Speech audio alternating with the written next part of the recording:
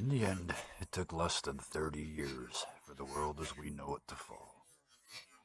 95% of the population died. There were a litany of causes, not that it mattered in the end. Our infrastructure failed, and with no electricity, our communications, lights, and internet failed too. There weren't even enough survivors left to tend the fields and care for the remaining livestock.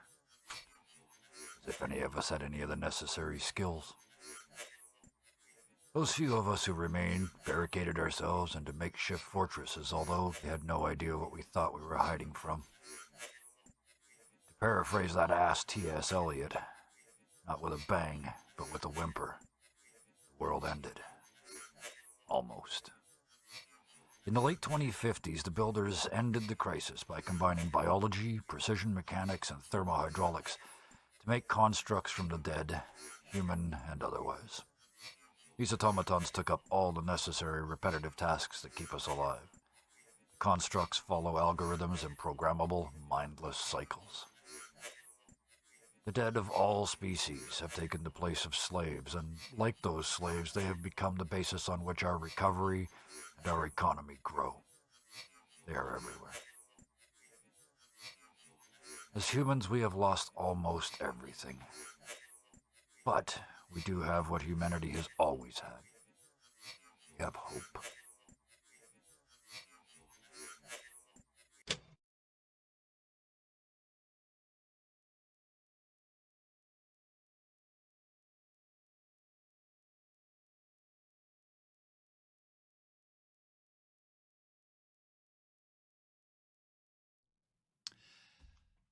Hello, this is Dirty 20 Gaming. My name is Kevin, and these wonderful people have agreed to join me this evening to play a brand new game and a brand new system.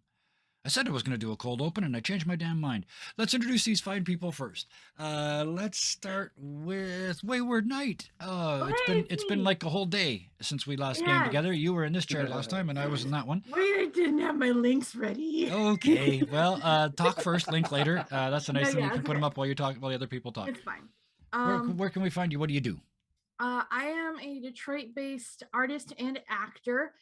You can also find me the Dirty 20, what do you call it? Discord? I can do that part. Yep. We have lots of fun here. And where are my here we go. Tell us first. Show us later. I sell my brain can't do two things at once today, apparently. I sell my art on the internet. Support small artists like me or any friends you have. Doesn't have to be me, but support me. That's great. I need to update my shop, but here is my link. Wait, I hit copy. No. It's okay. You can find your links. I'll find my link while we talk to the other people's. I will move along. Next, let's do Bison_Stonefist. Yeah, that's me. Mostly you find me here on the Dirty 20. On Wednesday nights, I play Linus Longshadow, a halfling fighter with big shoes to fill. In the future, in future-ish, I keep saying, I will be running a Cyberpunk Red campaign on this channel. I'm very excited for that. When I'm not doing any of that, you can find me playing video games on my own channel. I don't know what night I'm going to do it anymore because it keeps changing. But the game of late has been Death Stranding. I've been really enjoying it. It's fucking weird. Oh, it's creepy. Like, really, it's so weird. But it is. It's like watching a car accident. You can't not look at it. It's like watching from your point of view, it's like watching a car accident you're in. Anyway. Well, actually, literally, that happened. It was a car accident. Oh, that's disturbing. Okay. We'll pop a link up in there where people, if they're having too nice a day, they can come and watch you do that. Watch me go, what the fuck, every time. Drinking game. Every time I say, what the fuck, you have to have a drink, yes. We do not promote alcoholism, but that will support it. Next, all the way around the table, Robin. Hi. Tell us about your own self. I'm Robin or Thunderscape7, most places on the internet. I do art sometimes, but most of the time I'm just hanging around the Discord and usually just watching streams, but sometimes I'm on them. Yeah. Wonderful. So pop some links up in there. I know you got them as well. Like I said, my name's Kevin. We are now doing 6 nights a week over here. So if you randomly pick a night between 6 and 8 p.m., chances are we are here. That's enough of that. Pacific, 6 and 8 Pacific. Pacific, yes, thank you. Pacific. Specifically Pacific time. Yes, it is the only time because the world only exists where I am. Everybody knows that. That applies equally to everyone, which is why time zones screw people up so bad. Let's go. Hey, you made it in time. Hurrah. Just in time for this to actually start. You missed all the boring stuff. You did. You missed all the technical crap. So let's go. Well, stuff falls over in my room. It doesn't matter.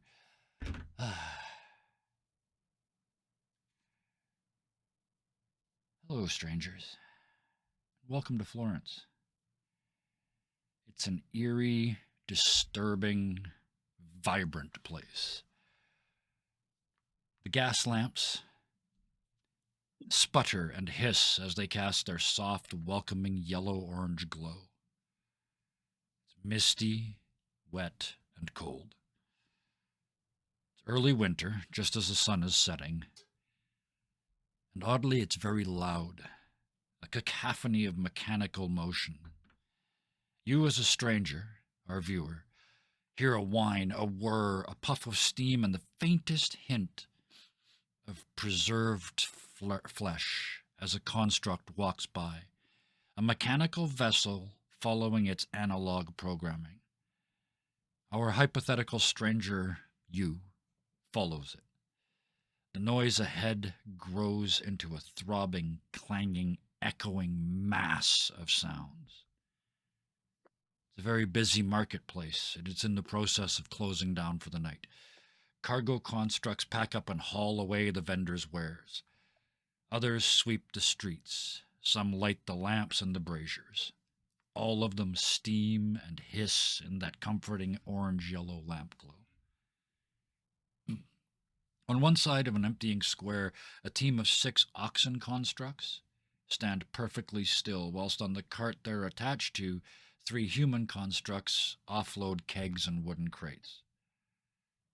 The building they're in front of is a tavern. The sign reads, House of Bacchus Tavern and Feedery. We accept copper and gold, wire, ingot, or plate. For those who cannot pay, we have gumbo and pale ale. The door opens, and the smells of a friendly tavern pour out into the street along with candlelight. A solidly built woman holds the door for the constructs as they make their delivery. She looks you up and down and up again before nodding to herself and speaking.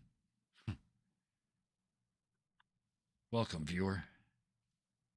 Come in. Get you something to eat. Now, the 3 of you are not strangers to Florence. In fact, chances are you've lived here all your life. For you, Florence, after the collapse, is a town, an old town, surrounded by walls. It turns out that the buildings that have withstood 500 years weathered a whole lot better than the newer structures that required maintenance or technology. All that is gone. Modern Florence exists inside the old walls. It's a survivor amongst survivors. Full of survivors. Let's meet a few of them now. Let's start with Sid.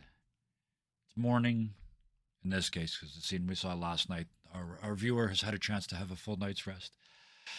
The next morning, you wake up, you see the post office box, there's a piece of mail in it. But what do people see when you come down the stairs of your house? Because there's plenty of house for everybody. Plenty. First question, is it Sid's day off? Yes. Okay. We see as a man who's looked like his skin is almost leather. like in terms of just how much wear and weathering it's had. He's shaved bald, just a tiny bit of stubble starting to grow on the top of his head, a glorious curled mustache. He's wearing a tan colored shirt. For top couple buttons are undone, revealing a chest full of hair. Brown slacks, some pretty comfortable looking loafers. Since it's his day off, he's got a cup of what passes for coffee. And Actually, around just, here, the coffee's probably really good. yeah, it's true. The low altitude, just, it would be that sort of softer, creamier texture. Yeah, so he's got a cup of coffee in his hand. Black. He's enjoying the warmth. Yeah. And he just saunters down. Looks like he's still a little stiff from the last shift. Yeah. And as you get down and look outside and see that envelope, we'll stop you there. In probably, I suspect, a fairly different part of the city, we will find Artemis. Tell us about yourself a little bit first. What do we see when you come down? And then we'll get to your missing brother when we get to the mail. Sounds good. Well, you see someone who's looks younger than she is, as we talked about privately, just late 20s, but looks kind of younger than that. Dark brown hair with some color on the ends, and kind of wearing clothes that are well worn. Like there's some holes, there's some patches, there's some scuff marks, and you can't really tell what color they originally were anymore. Yep. Because they're kind of just splattered with all matter of paint and dust and any other number of things that she uses as an artist. And she also has quite a few scars on the left side of her head. Okay. A couple of them down like the temple, and another few on the side. So as you, excuse me, as you come down the stairs in your house, and like I said, the housing in Florence, there's, even with the walls in place, there's still more housing than there is people. It's not uncommon here for a family to occupy what would have been 3 or 4 houses before, like these sort of brownstone row of houses. They just knock holes in the walls and everybody gets their own living room and their own kitchen because there's not many people left. So as you head down into that main room, what do we see in that room? I didn't ask Sid this, but what does this room look like, given all of original Florence to pick from? It's actually rather, it's kind of messy. She doesn't live with a lot of her family. There's a bit of tension there, which I'm sure will kind of come into play. Yeah. They're a bit like separate, but it kind of looks like there's pieces of furniture, but then there's like papers strewn about, and there's like pieces of sculpture and like just knickknacks, like it's her kind of studio setup also. So it's like a living room that's kind of been retrofitted into like just this maker space, like a studio that she occasionally lives around. Yeah, absolutely. Yes, the true artist. Yes, the art has taken over the house. Why don't you move? No, I can't. I have to be here for the art. So very definitely an artist. So you get down and you see 2 envelopes sticking out of your mailbox, but we'll stop you before you go outside to get them because we have to come around to Delilah. Again, there's not really class in this city, other than the builders all live in one area. The rest of it's sort of catch as catch can, find a nice place. So where do we? Let's do you in the reverse order. Let's do the room first, and then have you walk into it. So you start in almost a palatially large space for what would be like an upper middle class home. Yep.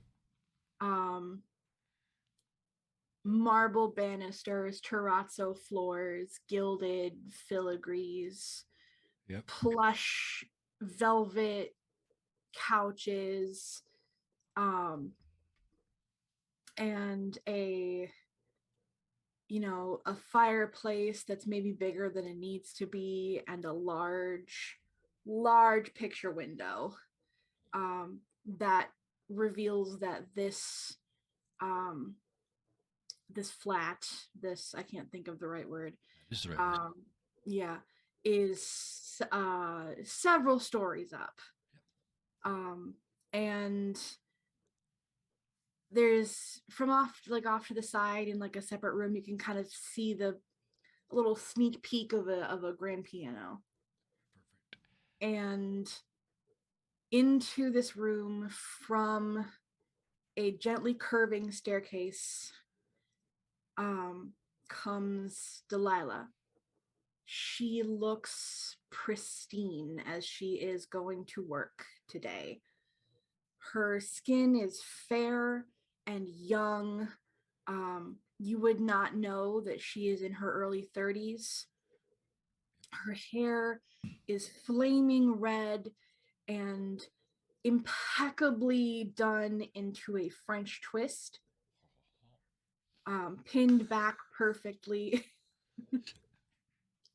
She wears her Citadel apron proudly, with standard kind of slacks, working slacks, and leather boots that come up to like the middle of her shins, but they are more so, they're like a combination of fashion and utilitarian as opposed to just one or the other. Yep. She has a stark white lab coat, pressed and fitted perfectly to her over her clothes, over her sort of light bluish gray blouse that lies underneath the apron. And she is ready. She has a medical bag that she brings with her to and from home and work, and inside is her trusty scalpel and everything that she needs to do her job. All right. So as you walk into that room and look out that huge window, you see your mailbox. There's a fancy looking envelope sticking out of it. So let's go back the other way now. As you head out to work, you walk down that fancy walk, because I can see it. It's got like the wrought iron thing on the stairs, and it's stone stairs, not concrete, and it's flat slabs of the walkway, not concrete. At this class, right? Little stone, useless, like sort of 18-inch tall stone wall around the place. It's purely ornamental. Yeah. The gate that's twice that tall. They gave her a lot. Yeah. Oh yeah. I mean, like I said, this is all available, right? There's not enough people to fill the space, so you can choose wherever the hell you want to live. As you get down to the end of that sidewalk, there's this fancy envelope in your mailbox. It seems like any other kind of mail, so I take it and I open it. As you lift it up, actually, there's a stunk sound as something like a coin inside moves to the end. So it kind of stunk as it gets to the end of the envelope. You shake it, and you can see, actually, if you squeeze the envelope a little bit, there's a round coin-looking thing in the corner, which is weird because coins aren't used for money here. What's used for money in this world is copper and gold by weight. Silver must and is turned over to the Citadel immediately because it's weird magnetic properties. I don't know if you've ever seen real silver in a magnet. It's creepy. But that weird magnetic thing that silver does is essential to the process. The process. Yes, that is how it is generally referred to, is the process. So Yes, you can feel this. There's this metal disc inside. What do you do?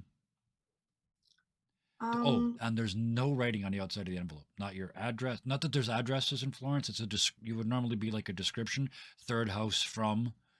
Right. That's yeah. There's no need for. big fancy house. Yeah. Yeah.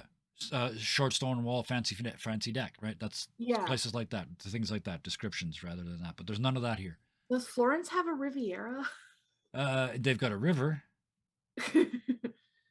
Now there's somebody somewhere in the city named Iera. You threw him in the river. Never mind. Anyway. Yes. I consider it a little odd. Yep. But I've never had reason to distrust anything. Nope. So I set my bag down at my feet for a moment and I open the letter. You break the little wax seal and open it. That's where I'm going to stop us because I want to open all three of them at once.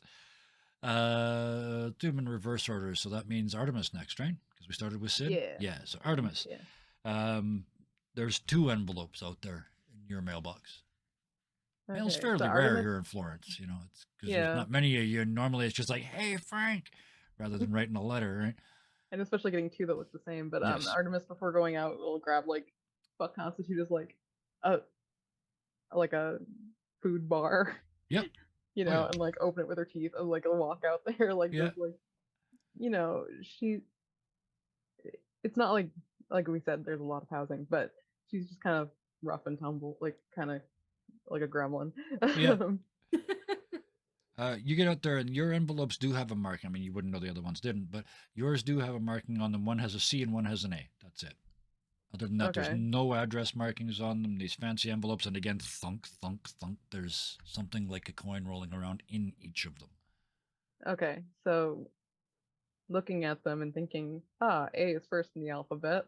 Maybe that's the first one. Open that one. You you again pop the wax seal and open it up, and that's where we'll stop you. Sid, coffee in hand, looking out the window, having a What does scratch. his house look like? Yeah. Sorry? What's house What look does like? his room look like? Oh yes. What does your room We look didn't do like? that one. Yeah. Sid lives in Sid just realized he woke up at home. Wow, that's changed. Yeah. Sid lives like in an already quiet city, a tucked away corner. It's kind of like Okay. in between 2 alleys. You can only really get to it by, you know, you can only get to it by bike one way. The other way is a little bit too steep. You want a quiet place to live over by the ossuary would certainly be a quiet place to live. Those little Yeah. tiny blocks. Mhm. Sort of the closer you are to, very few people live in that area because the ossuary is the one place in the city, and I think I homebrewed this. It's hard to tell. It's kind of all a big blur. But in my version of this, the ossuary is the only place where there's any sort of. It's not even a celebration of the dead. It's literally like the ones in Paris started as, which was storage. There's just too many bones. Before they started reusing the dead, they had to do that. So they're just down there, and then somebody did the Paris thing where they started Oh, making like the art of them. catacombs? Yeah, like the catacombs, exactly. That's the ossuary. So, given the ambivalence of people's reactions to things, that neighborhood is not heavily populated. So, if you wanted a quiet spot there, I'm doing all this. I'm dropping lore as we go. So, all right, go. Yeah. So he lives in a really quiet sort of spot. He getting down to the mailbox is sort of like a long flight of stairs. and he's Oh just sort of- yes, yep. he Do you makes keep? his way down. Do you maintain the shrubberies and the shitty little grasses and things that are in that yard It's- inevitably? It's not super well maintained, but it looks like he gives it a whack every like month and a half or so. Yeah, when it intrudes on the sidewalk. Yeah. Once it gets in the way of the path, then Yeah. it has to be taken And you care have of. to kick it out of the way. Yeah. Yeah. Oh shit! Better mow that. Fuck, another one.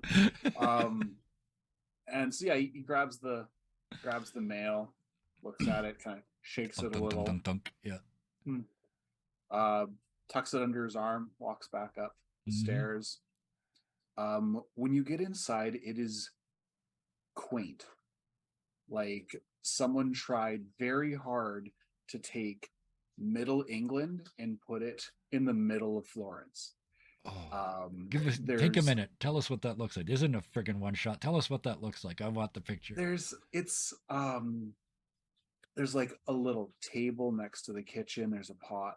There's always a pot Yep. that's got something on it. There's, a handful of teacups, a lot of small greenery that actually looks much better maintained than the stuff outside.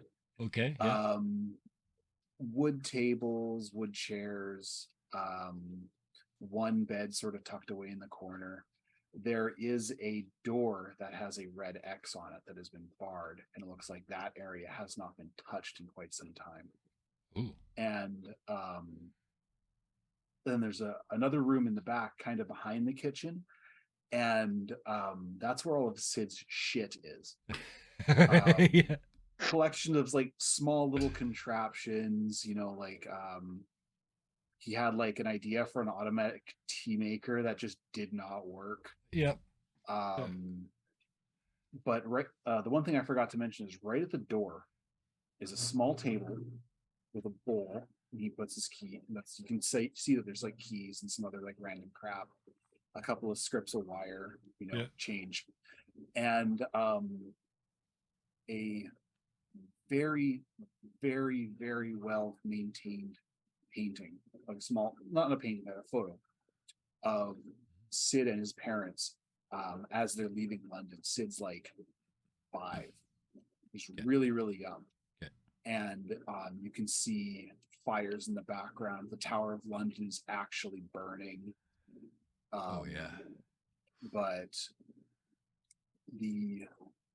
his parents are, you can see the fear in their eyes, but you can also see the optimism, the expectation, like they're getting out. Yeah. Before London has completely collapsed. And he just he looks at that, sort of puts his hand, traces his mother's cheek with his thumb, and says, "Looks like we've got mail today." And he sits down by the kitchen table, which is right next to a window, so it's always like just gorgeous. You can see pretty much most of Florence from where he lives, despite the fact that it's like hidden away. And while Florence is not on the coast, it is still Mediterranean. So it's kind of inland, but it's we said it's cool, it's fall, it's early winter, but it's early winter in the Mediterranean. So yeah. Hence it's the like, oh open damn, shirt. it's almost room temperature out here. Oh Yeah. Warmer than any place where we actually more than live. any of us. Yeah. Exactly. Fair Us point. Northerners. Yeah.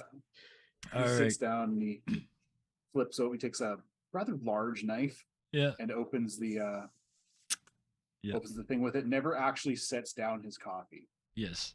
Yep. Yeah, I can see that. Yep. Coffee's there, envelopes there, and across the top. Easy. Mm.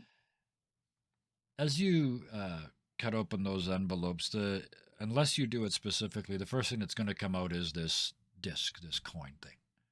Anybody specifically taking the letter out first? Sid just sort of shakes it. He's got one hand. Yeah. No, Artemis would pull. She would be going from down into it. So Okay. I mean, Delilah would let the coin stay in the envelope so that she doesn't have to like worry about it, and then take out the letter to like read it. Okay, so that's a letter first. Artemis was letter first, right? And Sid would have seen the coin slide out, and as he was like flipping the letter open, he would have looked at the coin first. All right, 2 out of 3. I'm going to describe the letter first. So, this, as you open it up and pull the letter out, again, it's folded in 3 like a letter is, and on the outside, there is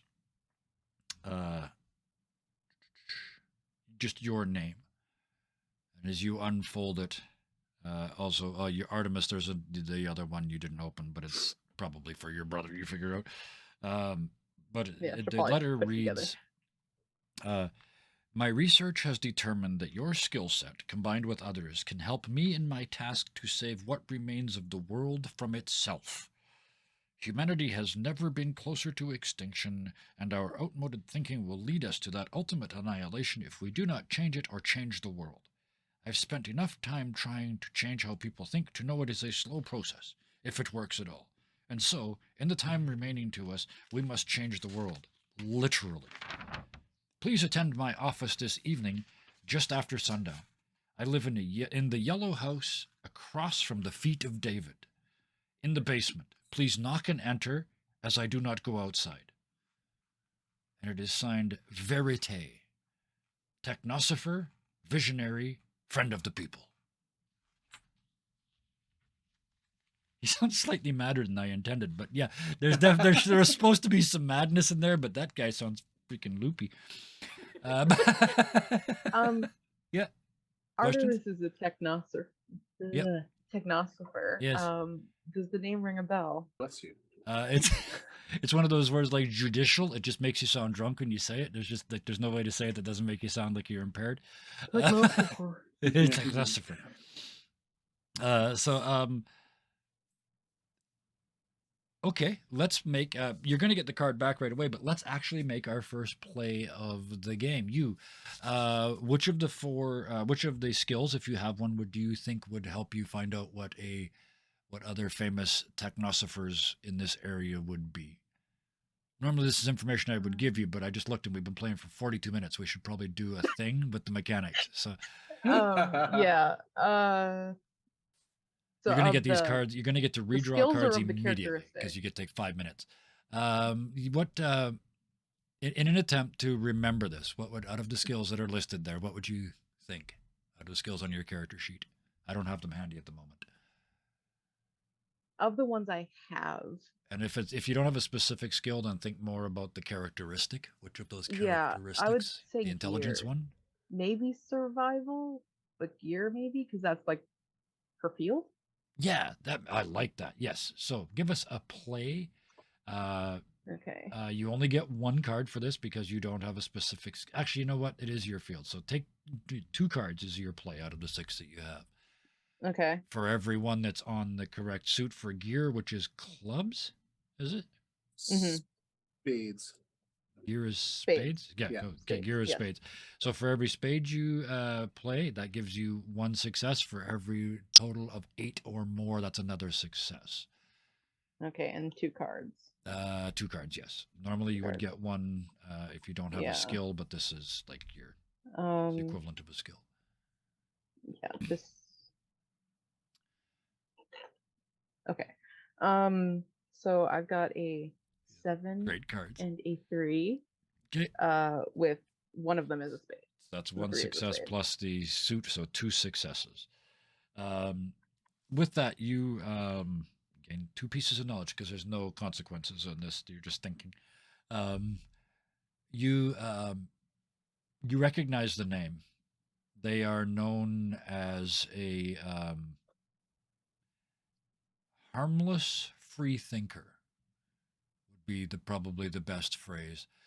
They're calling them a technosopher is almost a misnomer. They're more of a dreamer who wants to use tech to accomplish their goals, although they don't seem to understand the goals, the tech themselves. They've been around for a while. They're a little weird and they never come out. Nobody's, other than people like to deliver food and things, nobody's ever seen them. But then go ahead and discard those cards, and because you take 5 minutes, you can draw back up to your full deck. Got it. There, we did a thing. So that is the letter that the 3 of you get. The coin that accompanies it. Sid, you're the only one that saw it first. The other 2, once you read the letter, do you then look in to see the coin? Like, why do I need that? Yeah. Okay. It's a disc. It's actually not a complete coin. It's got some cutaway sections. Basically, it's a tin disc about this big around. It's a ring, and inside that there's a 5-pointed star. And on the point of each star, there's a little circle, like safety points, all set together. Around the top and around the bottom are words stamped into the tin.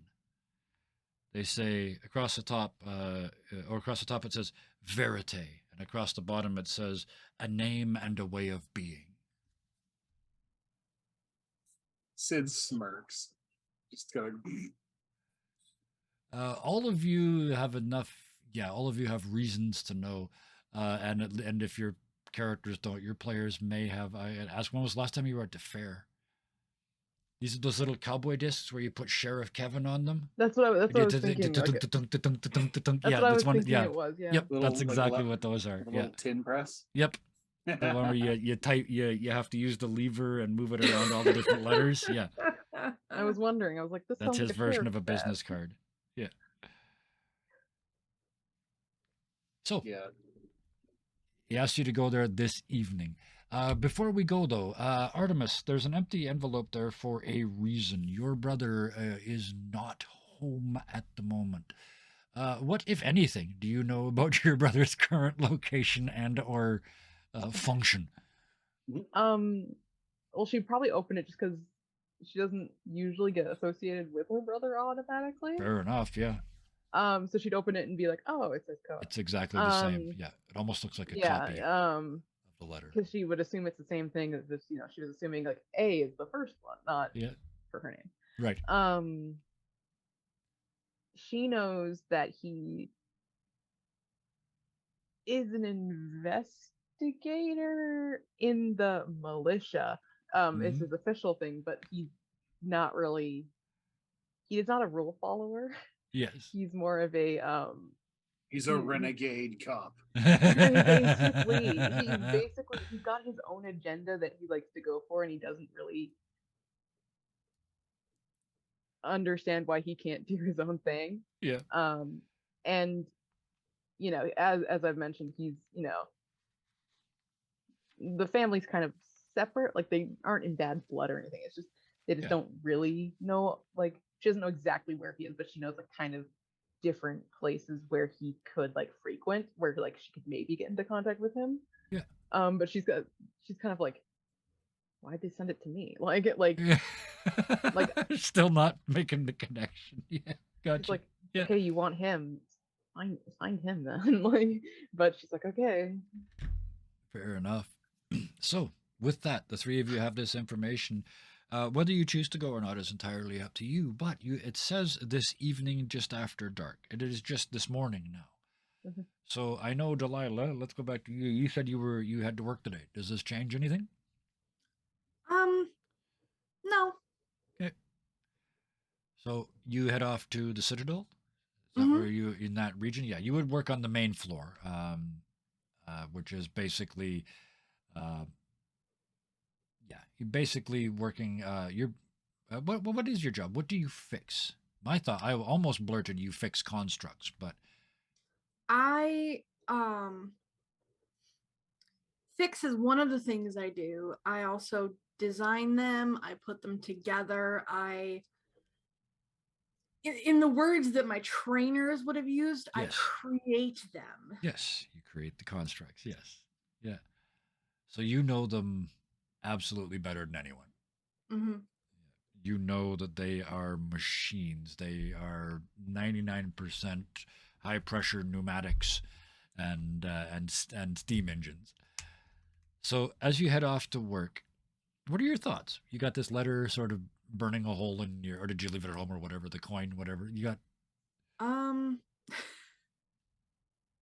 The coin, I think she chuckled at the coin and left that at home, but she took the letter with her. Okay. And as she's working, she's thinking about like what does all of that even mean? Like it almost sounded like gibberish. Mm-hmm. But she kind of, a few words got through to her, and on her lunch break she takes out the letter again, and I don't remember the exact wording. Mm-hmm. What are some words that would stand out to her? Your research can help me in my task. Humanity has never been closer to extinction. Outmoded thinking. Uh, Changing people is a slow process. I think she sees your research can help me in my task because she's looking at it going, outdated thinking. Clearly, I like she thinks more like, I want to know what this person considers outdated thinking, and perhaps my research Yep. can be helpful in perhaps he has outdated thinking. Yep. Maybe. Yeah. Because it's like, what do they want? Do they want my professional skills? Do they want my personal beliefs? What? How do they know this? Who? Why did they come after me? Absolutely. I love it. Yeah, like it. She's like, because she knows she's a very like important figure in the scientific community. Yep. Um, One of the up and highly comers. highly respected Yeah. in her field. Yep. So she's like, you know, if it's legit, she needs to go and help. Mhm. And if it's sketchy, she can get it shut down if it doesn't work out. Absolutely. Love it. All right. Narc. Well, you're processing all of that over the day. Did you Sid. say a narc? Yeah, potential narc. Only if it's bad. He's only going to narc if it's bad. He's a quack. Yes. Yeah. Sid, you got all day. Oh. It's your day off. We determined. He's got nothing really better to do. So he kind of decides to make a day of it. Yeah. He finishes his coffee, takes his time because he's got time. Yeah. He has toast and, His toes. Oh, yeah. And when he's done, he takes the rest of the coffee, throws it into a thermos, grabs his forge hammer, doesn't grab his apron because he doesn't. Back of his head, he thinks, if this guy is, a quack, he doesn't want to get caught, doing guild, or doesn't want it to be seen that he's doing guild business with this loony. I will. I'm going to interrupt briefly because the way that it works in this time, we kind of briefly talked about it before the show, but this is a perfect example to reiterate that, plus explain it to the viewers. That apron is not just like I wear this at work. It's a status symbol. It says that you are trained at the Citadel. So when you say I don't wear it, the social mores of this time and place would say you would wear it, but you would put something over it. You don't have to cover it completely, but just a symbolic act of putting a jacket or even a scarf, anything that covers Sweater. part of it, any part of it.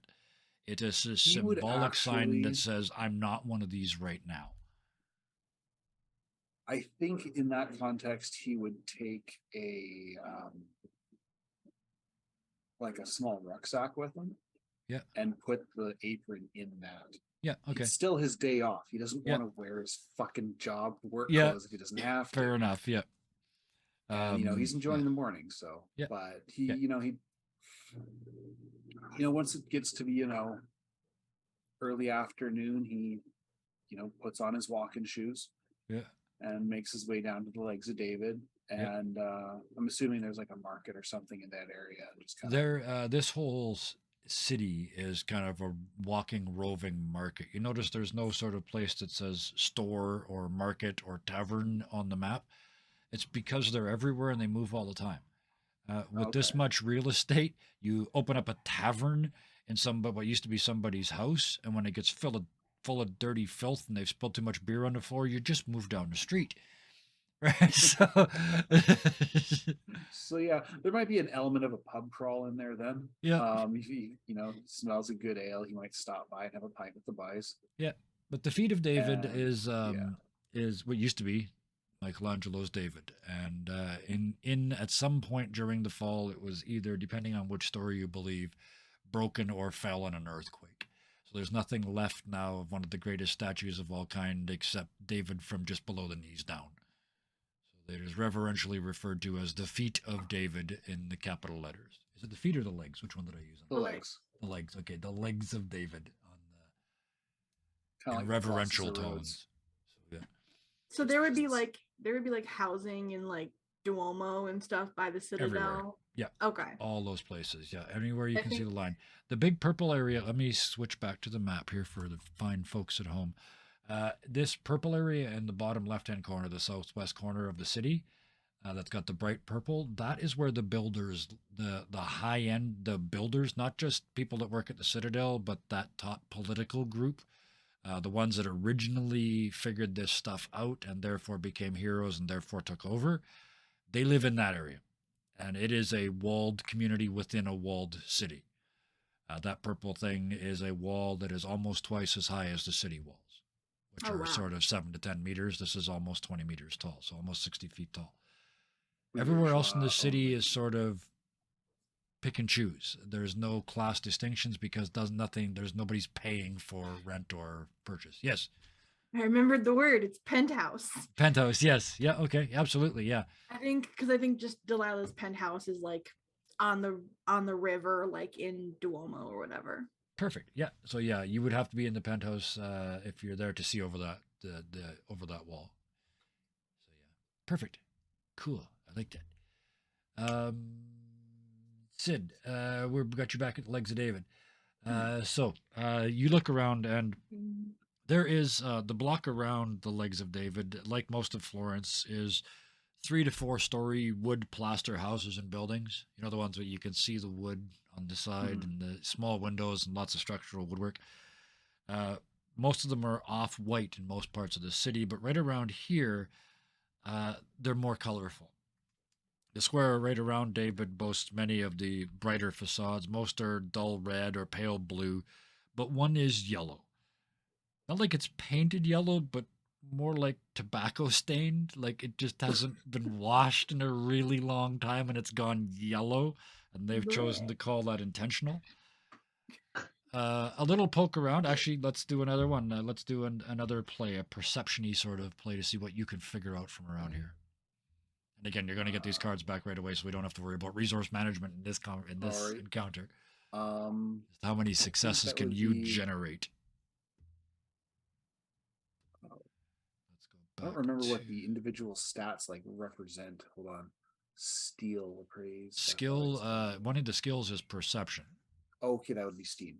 That's clubs. If you don't have that, I then have- oops, I just hit that again. I don't have it, but I get 1 card. Yep. And I have a 3 of clubs. A 3 of clubs. So that is 1 success. For that, I will give you.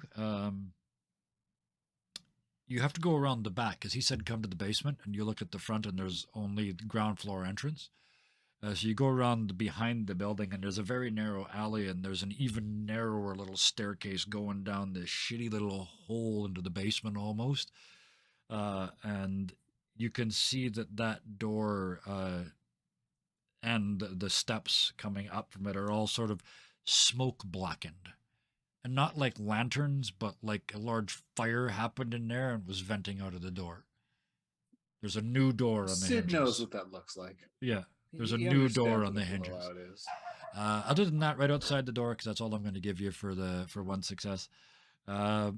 Just outside the door, at the very bottom of the stairs, there's some crunched up sort of. It looks like somebody stepped on a circuit board. And there's just little bits and pieces of it left crunched in a corner.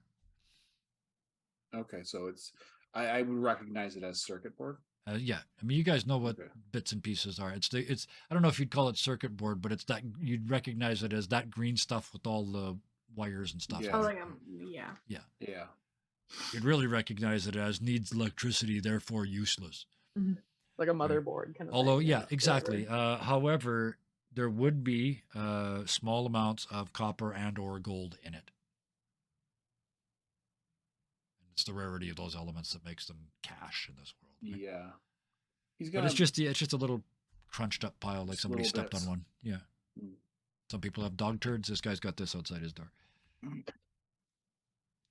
Attached to a string. Oh, gotta go faster. Yeah. Yeah, he's just gonna, hang around, wait till evening. Yeah. Like the appointed time. Perfect. He's got nothing better to do. It's his day off. In that case, Artemis. Yeah. Yes. How do you spend the day? Well, she's got stuff to do. She's working on a Yeah. project. Yeah. So she's got a patron. She's got to make shit for. So she kind of like puts them down on the table, like thinks about it, and is like, well, okay, and kind of goes about her day, just working on her art stuff. What Forgetting. are you working on right now? What are you doing? Um, What's the big it's a project? it's a sculpture. Nothing like super like grand. It's not David-esque. It's she's not that good. She's not that good or that popular. But she does small things, and so she just kind of has like a bunch of different like projects started in the room, Oh, and yeah, so she okay. just like puts on her mask and like for dust and Yeah. like starts working. Forgets to have lunch. Stop and have lunch because she's an artist, and she's like, I'll 5 minutes. I'll deal with it. And then Yeah. like it gets to be near dark and she's like, shit, I forgot to eat. Power Um, No character grabs bleed like at all. something Yeah. quick Yeah. and we'll kind of think about it, be like, oh yeah, that letter. That's weird. We'll grab the letters, both of them, the letters for one for Koas and one for her, and be like, well, it's worth a shot to check out.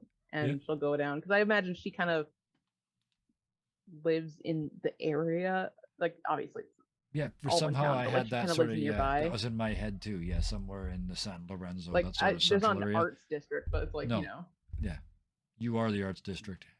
So yeah, you so are yeah, Gear Squad. Um, so yeah, you step out into the evening light, and Delilah after work. I mean, you work at the Citadel. It's only a couple blocks up the street. It's winter, early winter, so you step out. It's dusk. It's the time in the letter. You heading over? Yeah. Okay. So you no, guys as kind as of, Artemis is like leaving the house, she kind of like looks down, realizes that she's like kind of covered in dust and like yeah, paint and stuff, and she kind of like tries to brush it off, realizes that's a lost cause, and keeps going. yeah. It just all it does is kind of smears it out. It's like you're not getting clean. You're just doing pastel work now. Like, Yeah. yeah, Catalogs that for later. yeah, Like, huh, yeah. Oh, I interesting. can when you blend purple and green. Yeah, yeah. You get mud. You get yeah. I just realized that I just did the color math in my head. I'm like, oh, why'd you pick those two? So the three of you sort of come together, and the thing is, in a world without electricity, is it stops when the sun goes down. I mean, there's lamps up and people do stuff, but these are gas lamps. They make this much light, and it's a very warm yellow light, but it's this much light. And then there's a long spot, then there's this much light. Oh, so it's kind of like the streetlights in like a noir film. Yes, yeah. Except Or wandering between gaslight. them every once in a while is a smaller, like a lantern on a stick that's hardly bright enough to light the construct that's walking along with it and using it to relight any lanterns that were blown out or have gone out. And there's another one following behind it that automatically just puts oil in all of them.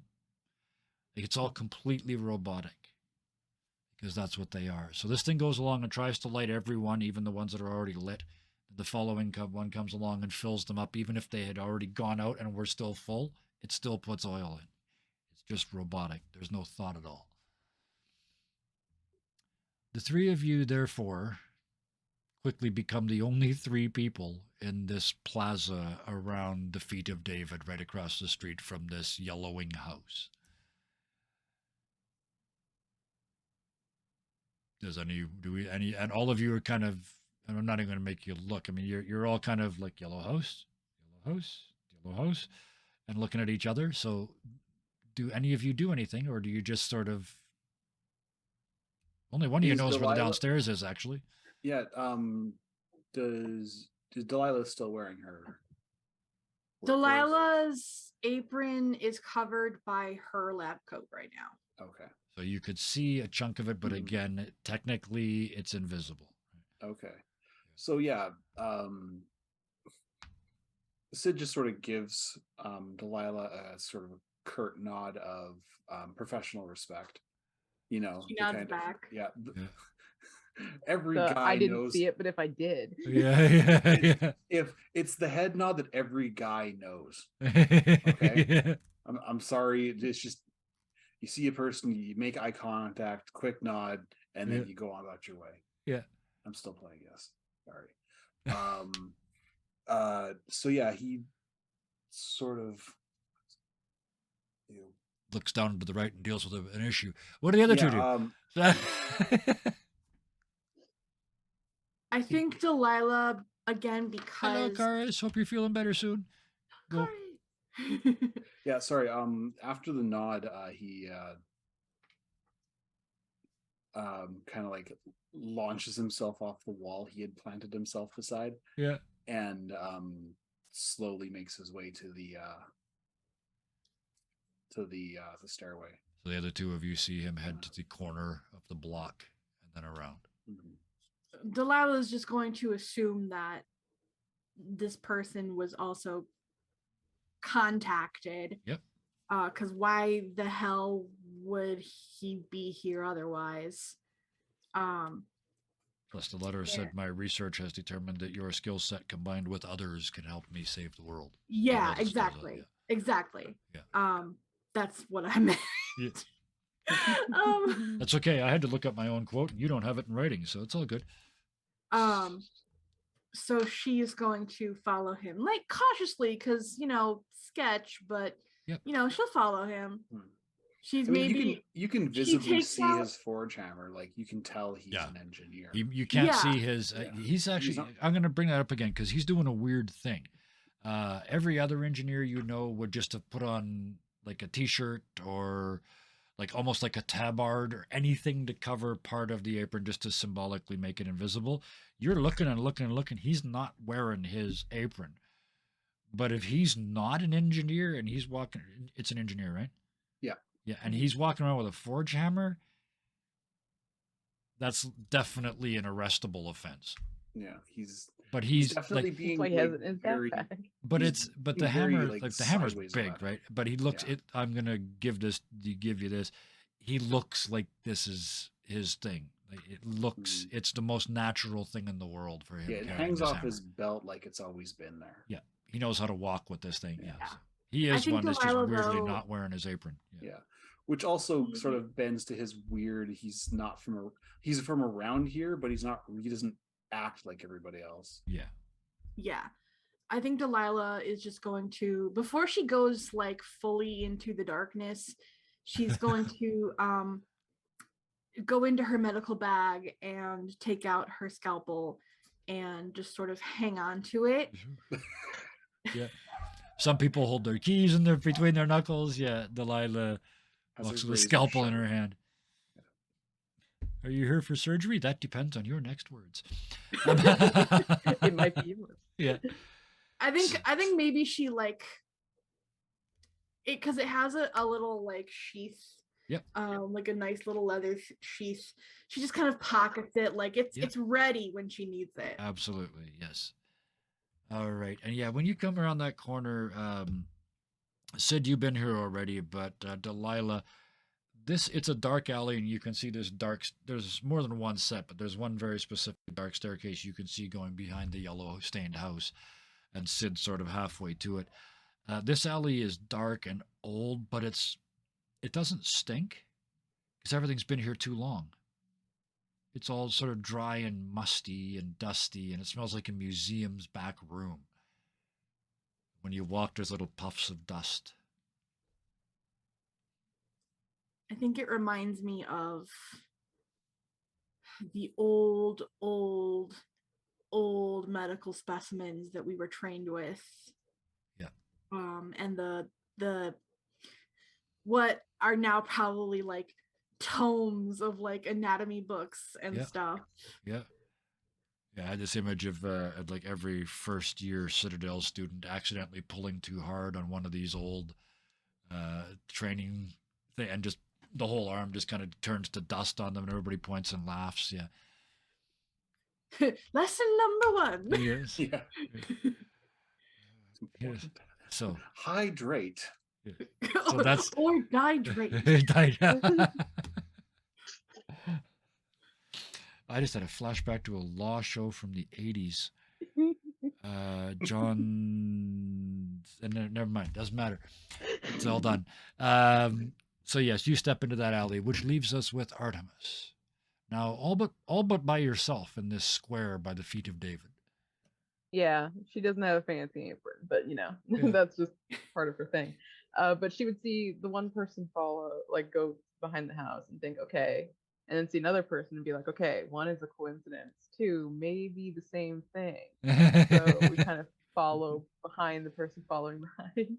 What's funny because the conclusion to that is 3 is definitely enemy action as you walk around the corner and into this same dusty, musty alley. Like you said, it was there are others mentioned. Yes. So it's like one could just be they live near here. Yeah. Like once is an accident, twice is a coincidence, 3 times enemy action. Yes. Is the Skippy's rule of combat. Mm-hmm.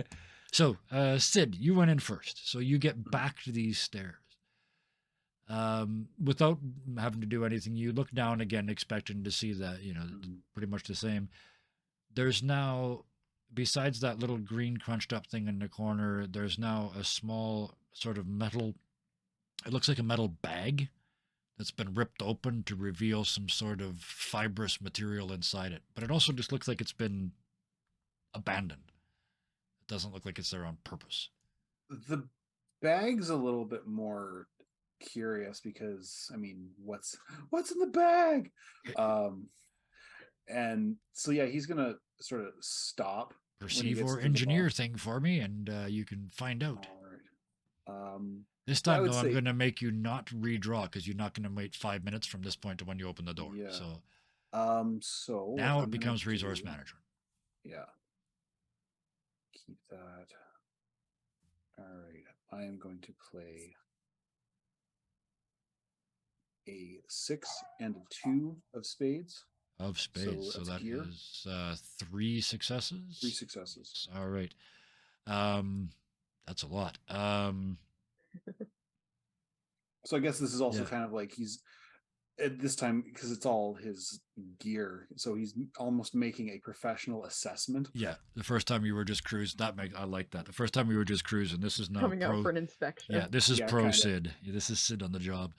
So I like this because what you can figure out quite quickly is that bag, when somebody opened the door, that was just near the door, and it kind of got caught and dragged open when the door opened, and then when it closed, it just got left there.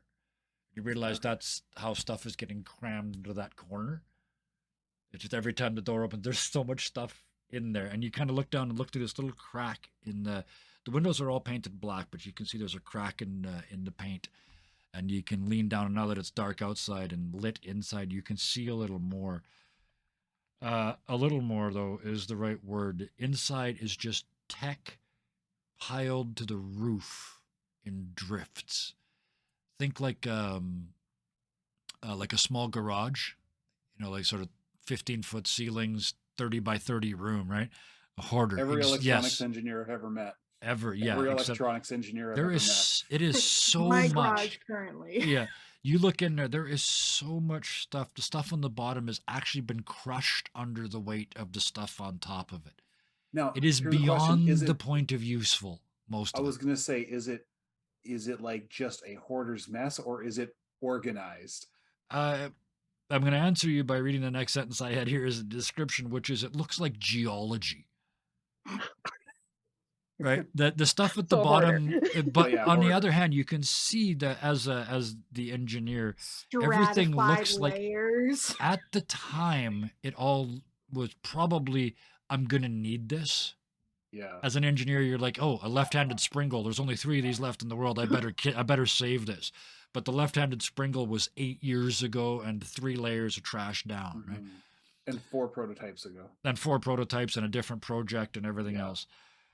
So you can see none of it's connected to anything, but there's wires, cables, conduits, tubing, just all the tech you can imagine, most of it absolutely useless. And you can just sort of detect, because you're fairly close to the door, it's almost like a maze or a passage that you're going to have to make your way through when you go inside. Right. So first thing that order and organized, kinda. he's thinking It's called Pack Rat. Yeah. a dozen apprentices with nothing to do in this place would be sorted. Yes. And he actually says that. It's like a dozen apprentices with nothing to do. We'll get this place sorted by the end of the week. Right. Bang, bang, bang. Opens the door.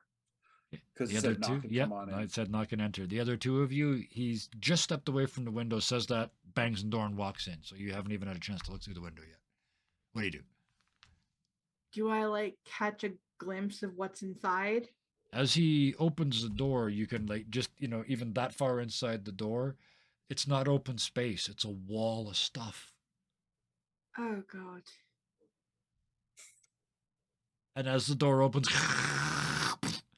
and it drags out this drags out like a wiring harness out of a car. Like, like the 8 or 9 colored wires, a little piece of plastic, and a bunch of weird fittings at the end. And then piles that into the little corner with the Is circuit there board. like a walkable like path to get inside? It depends how you define walkable. If you think of this as a cave, then it's kind of walkable. But if you're thinking of this as a room, you're not walking on the floor. You're walking on stuff. Okay. So we're Having walking said on that, the bat guano. Having said that, I'm glad you said that, because there is nothing organic in here. There's no smell of foulness or rot. This is all electronics and or other tech. So the robat guano. Yes, exactly. It's mechanical guano. I'll give you that. Yes. Electromechanical guano. Oh wow, jazz band name. What? Yeah, electromechanical guano. Yeah. That is absolutely a future jazz. They're playing downtown right now in Right. Florence. Yeah, in one of these in one of these In one of taverns the that moves. movable taverns. Yeah. Yep. Um, Robots. Oh yes. Delilah is going to think to herself that she is glad she wore her flat boots today, Mm-hmm. and she is going to. Can I sort of? Ska band. Yeah. Can I sort of invent a lore thing here that the GM does not have to adhere to, but Let's give it a shot. I really want Delilah to have a British accent, but like a very upper echelon, like just as to represent like not that she's from England, but that she is of like the equivalent of the nobility, kind of, because that's how high up in the echelon she is. Everyone knows that in movies, the snooty people are always British. Well, there's also, I'm reminded of the Jimmy Carr joke. Somebody said, "What's that accent of yours?" He said, "Educated." Yeah. So like she's not snooty, but anyway. Yes. So it's that culture. signifier. Yes. So she, she's glad she wore her flat boots, and she's going to cautiously but confidently sort of poke her head in. Yeah. And just go, hello? Is anyone here? I believe you sent me your tin badge. You hear a little scurrying in the back. It's too big to be a mouse. It's probably too big to be a rat. It's a raccoon. It's either a clumsy raccoon or probably a person somewhere in here.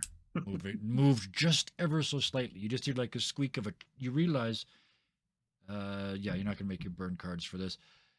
You realize it's a chair that squeaks, like a wooden chair. When you move on a chair that's not quite tight, and it goes eek. You hear that way in. Oh, good lord. Dude, I look at Sid in this weird darkness, and I like, is Sid moving further in? Are you heading in? Yeah, you were there first. Yeah, he's heading in. You just crunch. This literally type of claustrophobia wouldn't really bother him. He's used to pipes and boilers and It's stuff like it that. is I would suggest that Sid as an engineer is probably constantly doing math trying to figure out if it's going to collapse at any moment. Like some of these hillsides seem pretty steep.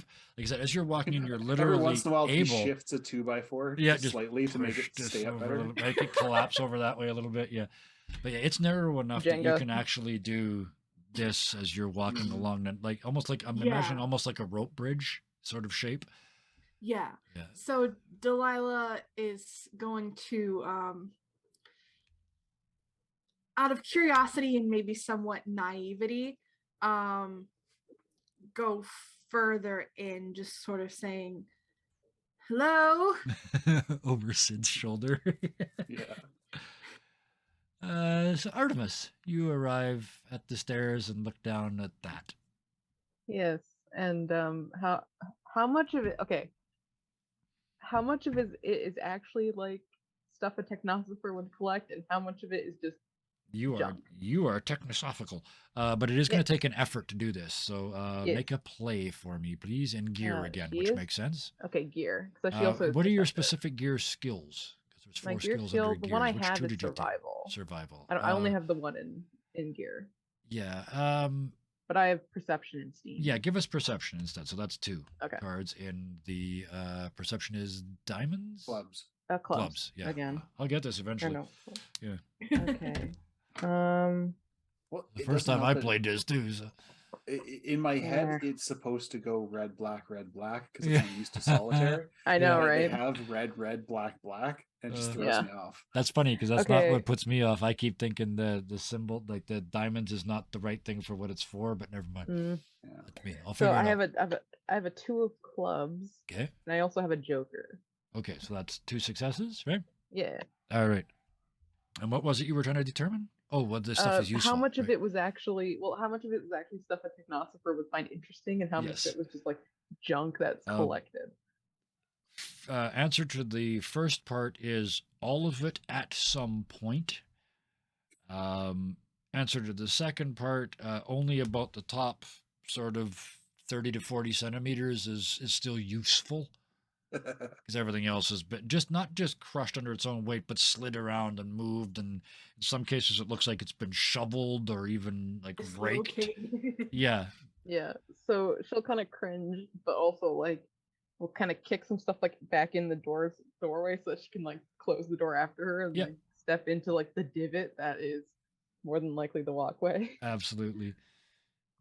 And the 3 of you start making your way, and you see more of it. It's just piled everywhere. The smell, the dust. It's, I keep wanting to say maze, but it isn't a maze because there's only one path. But the room is 10 meters. Yeah, there's the phrase I'm looking for, or the word I'm looking for. It's like the room's 10 meters square, sort of 30 by 30. It used to be an old garage or something. But the path is just doodly doodly doodly doodly doodly doodly doodly doodly. Finally, you're giving me flashbacks to my basement. When you finally get to that corner of the basement that you think to yourself, it can't possibly be this far. I must be in somebody else's basement. I must have passed through a portal at some point. When you're at that point, is finally Sid. You're the first one through the door, through this sort of, or to this opening ahead of you. And when I say opening, I'm like it's big enough for a like a bar table, sort of this big around. The tall ones, it's only got 4 legs, and it's stupid as a bar table. It's only got room on it for like 20 beers. If there's 4 of you, that's not enough space. But anyway, it's just one of those little tables. And it's not even, you still can't see floor in here, but somebody has sort of kicked it flat in an area in the middle. You can see the primary color is that green plastic, but it's crushed here like powder, like a powdered floor. So it's kind of sparkly almost because there's those little bits of wire and broken diodes and stuff like in it. Like a hamster nest. Yes. No floor in Florence. It's floor N. Yeah. But yes, in that there's just enough room for this little table with one of those round bases, and then beside it is a tiny little bar stool as well. And on the stool, like Andy Serkis playing Gollum, he's actually got his feet on the stool and his fingers are sort of wrapped around his toes and around the top of the stool. is presumably Verite. You're gonna have to step into this space for the others to get, to be able to get in here. Just as you see him, he gives you one of those long, slow blinks, and then the other opens, Oh god. Oh, like the Toy Story dot and he toy. kind of, and then you kind of watch him. He's already all crunched up on here, but you see him just sort of shrink even more, like he doesn't want to be in here with you. Are you Verite? And he tosses him the tin star. Ah! As it hits the table, and he kind of dodges off to the side, watches it hit the ground and spin to a stop. And he picks up this piece of paper and looks at you and looks down and starts to read, and he says, "My name is Verite. I am easily distracted and I don't like people. I should wait." Wait for what? And he looks behind you. He sees the others. Oh, Sid's like well over 6 feet tall, Yeah. so he's just like kind of like scooch in here. This guy's Like hunching over a little this bit. guy's maybe 5 feet if he's ever stood up straight in his life. And I know I grew up yeah. with a couple people who are now like 4 or 5. Yep. Oh yeah. Yeah. Delilah just kind of shimmies past Sid, Yeah. not necessarily in front of Sid, but like Yeah. He's like half standing, half holding the wall up with his shoulders. Yeah, I mean, if the three of you were going to fit in here, you're going to have to fit in sort of the curve on the other side of this table. You are all sort of reach out and touch someone close to Verite to be able to be in this room. Any closer, we'd be family. Any closer, you'd be touching. Yeah. So all three of you head into the room? Yeah. So he looks down at the paper again and he shuffles it and he clears his throat. "My name is Verite. I am easily distracted and I don't like people, so I wrote this and I will read it to you once you get here. I started reading it already, but you weren't here, so I stopped. Should I keep reading now, or should I can go out and come in again?" It's all right. We're all here. We're all here, so. Okay. You're not all here. 4 is all. There's only 3. Sid just sort of like slow blinks. You sent me the one for my brother. I didn't know where he was. I knew who you were, so I sent it to you. Right. Well, I'll have to get into contact with him. Okay, so he's not here. And he looks under the table, like he's checking. And pops back up. Okay, where was I? My name is Verite. I'm easily distracted. I think that Florence can be better than it is. I think that I can make the things that will make it better than it is, but I need help because I stay here and I never go out, so I need someone. You gesture at them. Oh, I'm not supposed to read that part. To 1 search, 2 find, 3 recover. Oh, that's a list. To 1 search, 2 find, and 3 recover, and 4 return items from the scrap to me. You guys know what the scrap is. I'll get to it in a second. He pops back down to the list again before you can interrupt. Really, in return, I will fix these items, and you can use them to not die, because dying is really bad. Okay. You can go on more missions, and when you find good stuff, I'll fix it and use it to fix the world. What do you think?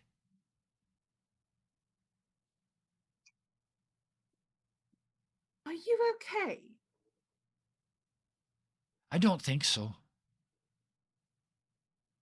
He's for sure agoraphobic. Yep. And I don't believe a technosopher as you say you are. I'm more of an ideas person. Will this affect my job? I've got work to do on days. No, this is kind of like I don't know what d- jobs. You can do this whenever. Do you know what you're risking by doing this? I'm not risking anything. I'm staying here. You're risking. What are we risking then? Oh, I remember life and limb. But stuff. I can make amazing stuff. What Such kind of as- stuff? My specialty, and he looks at you and kind of like he's finally he's gonna challenge you now. My specialty is electronics. Mm-hmm. What's And that? I got ideas. I think I know how to make. I just need to find out how to get the spark in the thing without it blowing everything up. But I know how to make electronics work. Right, because Because I'm you're very smart. Very something, that's for sure. Artemis, My brother says there's a thing on the table, and actually all of you, there's an item on the table that he's working on, a piece of tech that he's building. Mm-hmm. Any of And you that would like to what's sort of have a this? look at it and yeah. And what's this you are working This is a light that doesn't use gas. What's it used then? Coal? Wood? Your arm. I'm keeping I'm me bloody sorry? arm. No, you need to keep it because, and he points at a little crank on the side. The devil. Turn it lots. Not that way.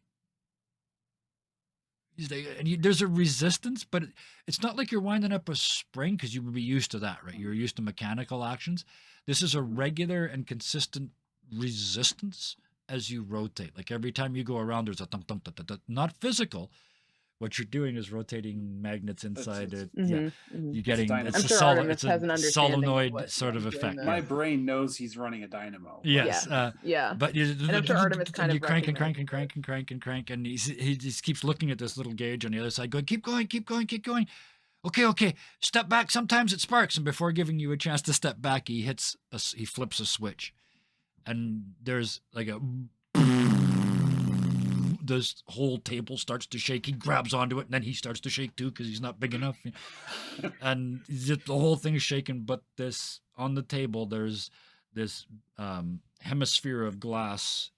He's created a vacuum tube, right? It's a hemisphere of glass sitting on a metal table, and inside that there's two electrodes connected to a little piece of metal. And the little piece of metal lights up and glows, and then pops and melts. Now you have Sid's attention. Did you put this outside the wall? How did you do that? This house was full of stuff when I moved in, and I just started playing with it, and I think I'm kind of what is it they call a prodigy?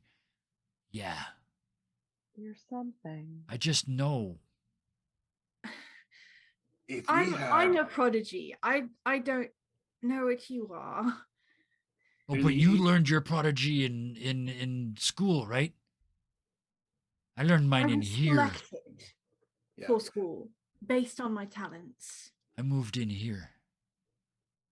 Like somehow that's equivalent to him. Like, Yeah.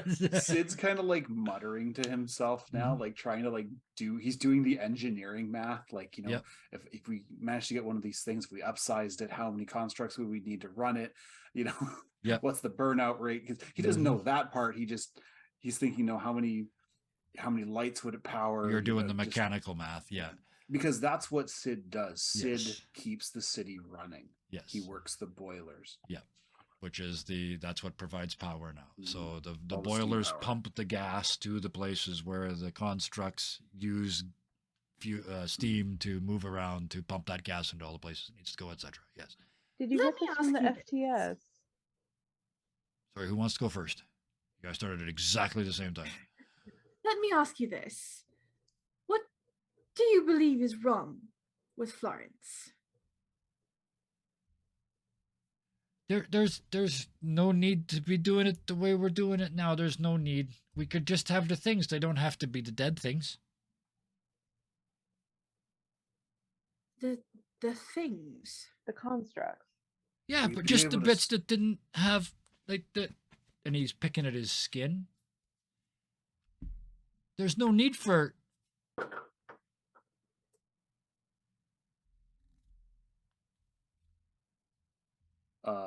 Sid looks to Delilah and is like, We'd be able to free up a lot of labor if we get one of these going. Power up half the city with something the size of a room. One of these. He's trying to recreate the electrical grid. You have got a different question. The response, his response is basically questioning what you do for a living. Who, me? Yeah. Yeah. Yeah. And Delilah's like, no, the constructs are quite necessary. Oh yeah, what they do and what they are is two different things, though. What they do could be done by things that they are not. Such as, they are a vital resource.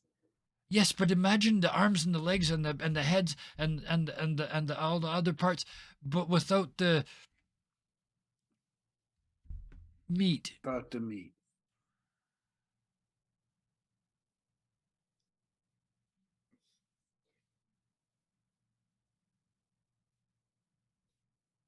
Did you get this from the FTS? FTS. The Free Technical Oh, right, Free Technical Services. Philosopher Society, whatever he's it now is. his name. Oh no no no. Philosophers. Yeah, they threw me out. Oh, I won't go to meetings. I won't leave here, and they won't come here for some reason. 22 of them don't want to come here. They probably wouldn't fit. I checked. They would fit. They could all get inside the door. There would be about that much space left between the door and the last one of them. Yes. I think your definition of fit and their definition of fit are quite different. So It's you're only wanting one to get word. How can it have two definitions? I don't like Lots. words. And he kind of starts rocking a little bit on his stool. Look, We can tell. are you trying to say you want to take ancient tech and use it to run the city? Yes! And he almost falls off his stool because he actually, for the first time, takes one hand off. And he's like, yes, yes, yes. And he grabs the table and pulls himself back. Burns his hand in the process. Many people have talked about that, but there's reasons why we can't. What makes you think you can use antiquated technology to run an entire city? I ran a whole light with just a little spinny handle and some wires. How do you intend to scale that up? It melted. Bigger handle and more wires? And Sid's like some kind of installation, maybe. See. Now he's got both hands off There's and too he's much. just like... Sid like stabilizes him with one hand. Like he won't move away, but he's just overstimulated by the contact. Sorry, there's reasons this character has to. I hope no one is offended by this character, but No, there's that's reasons fine. he has to be difficult to understand. So Yeah. Some kind of installation to deal with the heat. And the constant burning out of the wire. And that vacuum. I need to make the vacuum better too. And the fact that we don't have an electrical system to run them. Yet. But that's part of what I need you to go and get. But I think that's pretty big. You realize if that existed still, someone would have it. You never been to the scrap. There's whole places in there nobody ever been because it's too dangerous. People aren't allowed inside the scrap. Well, yeah, but... And he very carefully goes... Like... You get in trouble if you go there. That's what it says in the rules, but it turns out you don't. How would you know? since you don't leave your But the house. Technosis for Society group people, they come and go there all the time. And Artemis, you would know that is, Mhm. yeah, that is the case. Yeah, It's Yes, with clear understanding that it's dangerous. Like a yes, sidelong glance at Artemis as Sid realizes what exactly she does. yeah. Yes, it is dangerous, but I'm not asking you to go to the dangerous parts. I'm just asking you to find the dangerous parts and then come back and tell me what the dangers are, and then I can make stuff to protect you from the dangers, so you can go back and find stuff that nobody ever found before, and then we can. So we go And you in. want to invite my brother to this? He's an investigator. Who else would I invite? He's technically part of the militia. Yeah, but he doesn't follow the rules. He's been written up more times than I don't know. The thing that's been written up a lot of times. Yeah, but he also has weird hangups about things. He could report it. I don't know. He could report it, and then they would come here and talk to me, and they keep telling me I'm harmless. So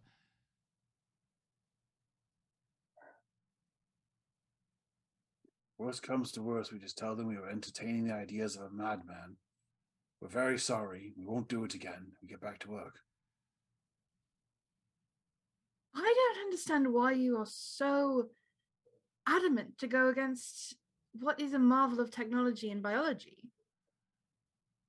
I mean, the constructs do seem kind of unnecessary, but that's a whole technosopher thing. Yes. All I'm saying is the less work needs to be done, the more work can be sent elsewhere. If you only need 10 people to run the boiler, what are you going to do with the other 15 that were on the last shift? You send them somewhere else. We could actually recover things instead of just living in these fucking walls. Isn't that what the army's for? What progress has the army done in 25 years? It's protected us.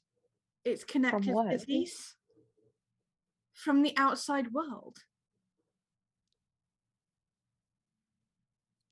We hid in walls when we was young as a species because we was afraid.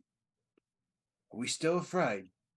Or was we looking to actually change things so that maybe, just maybe, we don't all end up like we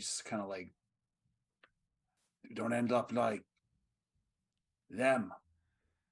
I'm gonna bring up the map again for everybody to see, because I want to mention that the scrap is outside the city, but it is inside the protected zone. Because the area around Florence, to the south, there's a river. To the rest of the area around here, it's the city itself, and the remains of the city around it have been essentially knocked down and turned into farmlands. There's this pile of garbage that is the scrap. It's as almost as big as the city itself. There was that much tech dumped there. And it is inside that protected area. So it's dangerous, but only because of landslides and technosophers and ancient Sharp bits tech of metal. and yeah, all that stuff. It is not Tetanus. it is outside the walls, but it's not outside the protected area. The most dangerous thing in the world. Tetanus. Yes, I mean, hey, Ted, this is pretty bad. it is now, but weirdly enough, in this world, because of the medical advances made to bring back the I mean, constructs, that's true. Oh, yeah. everything's easy. Everything is easy to Delilah's had fix. tetanus like twice. Yeah, this week. Yeah, you just have to get a shot. It kind of stings a little bit. So, with that, he's back to crouching on his chair and rocking back and forth. You can keep all the stuff that you find that works after I have a quick look at it, and then I will fix the stuff that you bring back that's broken. But first, we have to find a place that nobody's looked, and that means finding a dangerous place and building stuff to make sure you can go back to it. Nobody else can. It's just having a peek around. You realize what you're suggesting, right? Coming from a technosopher, I'm surprised you're surprised. What do you think not a I'm technosopher. What do you think I'm suggesting? And I am. It says so on the coins, on the Sure, discs. Sure.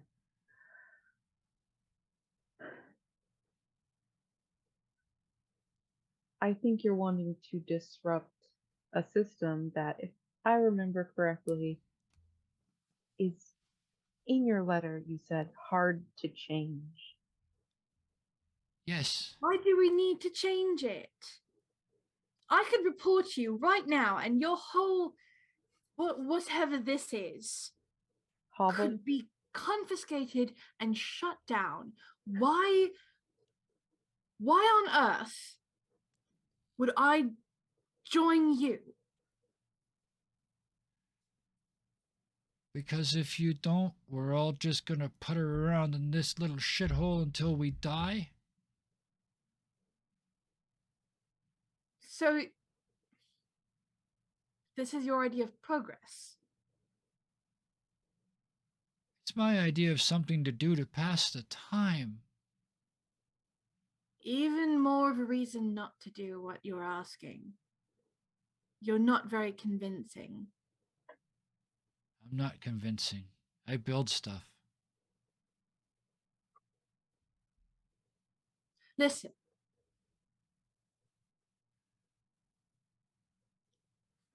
Are the things that you build,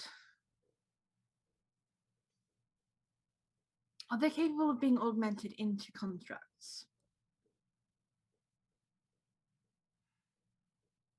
Let me show you. And there's a kettle, because there's all, everybody's got a kettle, right? There's a kettle boiling on Does he have the a wood stove. Yes, you look over, it's like, Oh. oh my god, how is this place not burning down? There's kind of this melted puddle of plastic stuff around the stove that is somehow melted and pulled away without actually ever catching fire. Artemis puts her mask that was hanging around her Yeah, neck back up. yeah. And he leans down behind the table, and there's like a little bag on his side of the table that had, you assumed it was his tools and stuff in it. And he opens it up and he very carefully pours in some hot water. And he says, "Okay, okay, okay. Here it goes. Here it goes. Watch." And you look at the table on his side, and this tiny little metal hook comes up and just stunk. And then another one stunk. And I mean, they're this far apart, and they're like the size of a cat's claw. And then psst, and this little ball bearing, like instead of a head, and the little metal shoulders comes up over the table, and then it goes stunk, stunk, and then the back legs come up, stunk, stunk, stunk, and it crawls up onto the table, tunk, tunk, tunk, and it stands up, and it's this little tiny automaton, steam powered. You can see the body of it was quite warm and steaming from the hot water he poured on it, and as it cools off, it starts to salute, and it goes tss, but it cools off just before it finishes the salute. Would it be a stretch for Artemis to kind of see similarities in a drone in this? This is Like I get what it is, Yeah. but like I'm trying to put it into like in Yeah. ways it is stupendously efficient. He's done some things that, if nothing else has impressed you, that the engineering, the thought process behind this is very impressive. Other than yeah, that, Artemis will actually yeah. move closer yeah. to look at it. And as you look down, you see it has accomplished these complicated moves. Like, why make it bipedal? Why make it climb up? All this stuff. It was a complicated series of programmed events, just like the constructs do, in a creature that was this big. Delilah like has no idea what she's looking at. She Mhm. like it isn't quite computing yet. Yep. In her brain. Yep. And she's like seeing, okay, this part could be put on a construct and this part Yes. could be put Yes. on a construct, but it's not You're like seeing it inside a construct. He's clicking offering it it could instead just of. be its own. Yes. Yeah. Yeah. And you've There's- managed yeah. to get this moving all by steam. There's a tiny bit of water inside this, and he reaches down. Oh, it's still hot, and because it's still warm. It's just not hot enough to run. Mhm. And he unscrews the little ball that makes up the. It looks like it had like a little pot belly, this little ball, and he unscrews it, and he opens it up, and he says, "You put a little bit of water in here," and you look inside, and the piping. It's microscopically fine. It looks like wires like copper wires that somebody's pulled the wire part out of. It's that small. This whole thing is microhydraulically pumped. Delilah, you do this for a living. The stuff inside some doing like a construct's finger, if you have to build a construct that actually does stuff, is Mhm. specialist work. And He's his Looney did it himself in his basement with a box of scraps. Yeah. So in that case, Delilah's actually gonna lean in. She's not gonna Yeah. say anything, but she's Mhm. like, That's And you're incredible. seeing like every hose is a slightly different diameter, so that's how he's equalizing pressure and causing it to do things after other things. There's no programming here. It was all about, as the pressure comes down in this unit, it triggers the next action. Ah, There's no analog programming like there is in your big fancy constructs, which I always imagine is kind of, there's no way you guys are going to remember these. The original remote control cars, they weren't remote control. There was a spindle in the back, and you put a weird shaped cog on it, and that followed the outside of the cog and did a pattern on the floor. Yeah, Yep. yeah, Yours is basically a fancy version of that.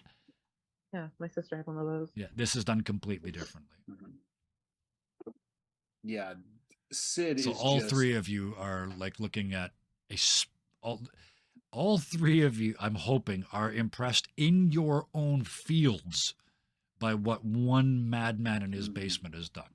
Yeah, because Yeah. with Sid, he's thinking both,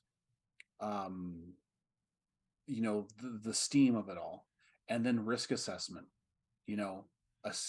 Pipe bursts.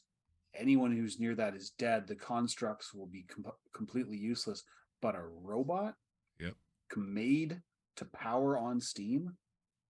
You're not limited by, here's another thought, you're not limited by the shapes of the things that you're using to make constructs out of. Mhm. You So don't if have you to want to have it make be something human that or you animal want to make shape. something to pull a cart, you can make something with freaking wheels on it.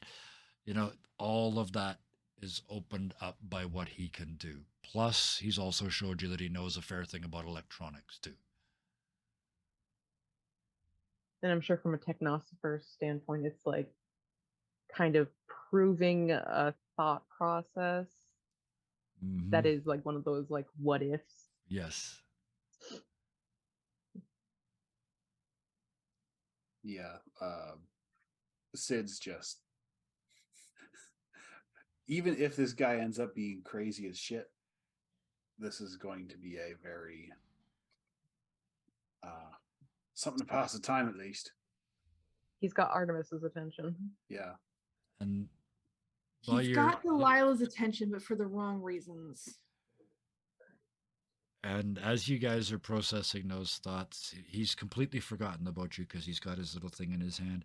And he very carefully takes that little ball that makes up the belly out and he turns it the other way up and slides it in. You see him put one little drop of water in it, click it shut, slide it back into place. You realize that flipped over, all the holes match. And he puts it down on the counter again, standing exactly where it was. And he pulls out a match this time. And just, I usually do this, but the water is kind of cool too. And he holds the match. Basically, it looks like he's holding the match under its butt and heating up this tiny little bead of water inside this thing. And as it starts to move, he takes the match away and throws it just sort of on the table. There's no ashtray. He just throws it on the table, and you watch it smoking and kind of burning a little hole in the table. He's not even looking. Like, this place is such a fire hazard. It's hideous. And the little robot, it was stuck in this position, and he puts it back down, and he backs up and exactly repeats the process in reverse and climbs back down into the little bag off the edge of the table. Well then, ain't that something? Because I see three faces trying to process, and it's 7:55.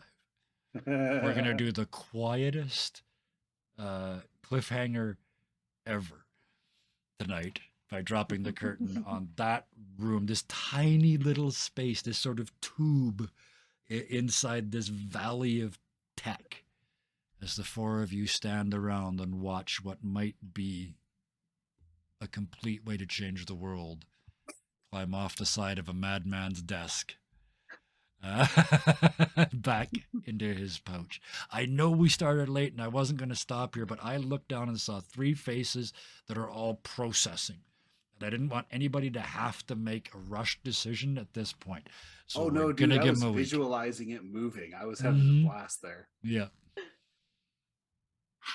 I I know, feel like like Delilah's conflicted. Delilah, I'm trying to find that last small bit of logic Yep. that would convince Delilah to go through with it. And I think if I have a week, I can find it. I would suggest, if nothing else, professional pride might be enough. This guy's making you look bad. He doesn't even have Well, a and I degree. think even if not she's look doing bad, it but from he a might have standpoint invented of, something completely new. I don't know how Delilah That's- is. You could steal this shit and be famous. You could be a builder, like Well, that's builder what I- levels of famous. yeah. Yeah, like the sort of path that I was I like this. creeping down. Let's talk this out a little bit. Um We're officially done, but now we're players sitting Yeah. on a table. So the path that I was creeping down was that she can't comprehend something that is entirely automaton, yes, but she instantly sees like it's like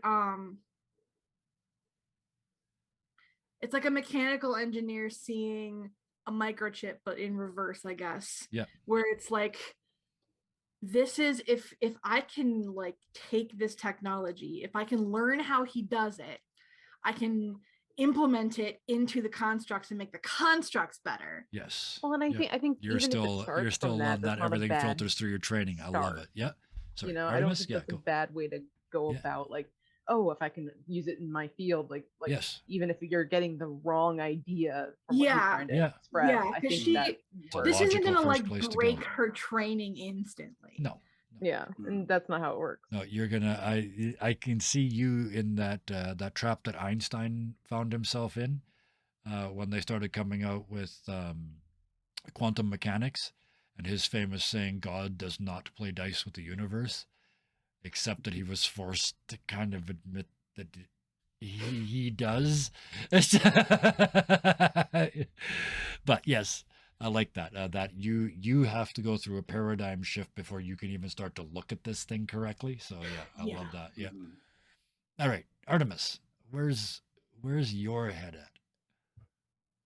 I think mainly where she's coming from is like, she was like, yeah, we like technosophers have been saying this for a while. Like, what makes you so special?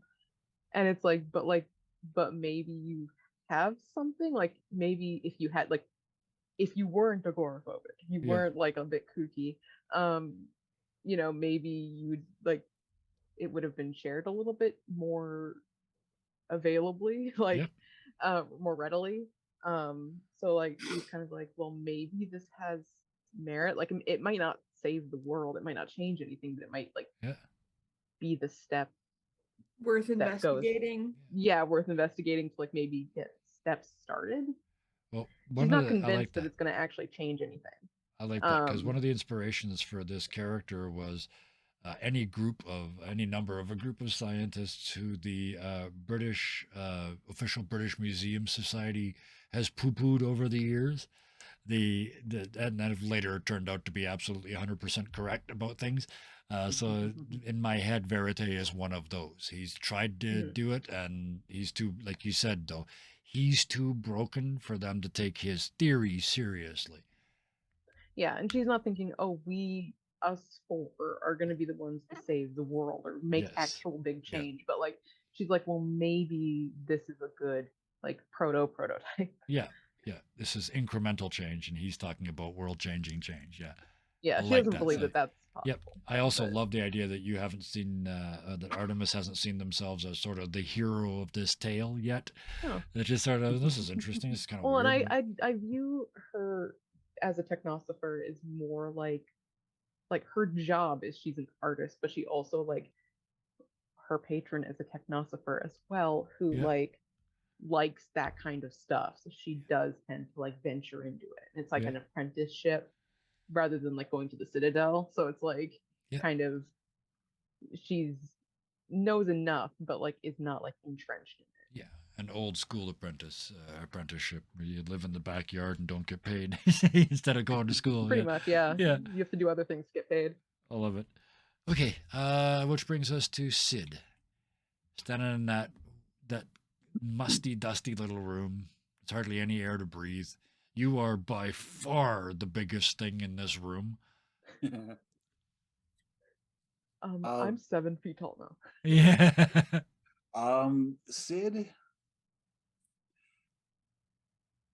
Sid's kind of coasted through life in the last 5 years, since his dad died. They did used to all live together. Yeah. So, that house being empty makes sense.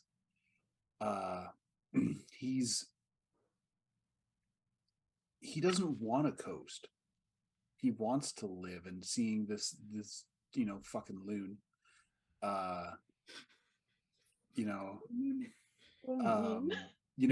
show him something that he's never seen before, that using things he sees every day. Yeah. Something he's never seen before, using things he works with every day. You said earlier, to use your math, there was 25 people running that boiler that you're a part of, right? He did it in a ball this big. Yeah. Right. That's what really has Artemis surprised. Yeah. Like, because a lot of the stuff that, in order to get it working, I imagine it's a bit more clunky. Even the first thing he showed you was clunky, yeah. right? The light, the pre Edison level of light bulb. There's two things he hasn't figured out yet about incandescent lighting. Fair. Yeah. So, but guess where the solutions are? In the scrap. I'd go for a scrap. Yeah. I think Delilah is hooked just enough. Yep. She's definitely going to be that character who's like, this is not right. We shouldn't be doing this. Oh, Delilah's going slumming.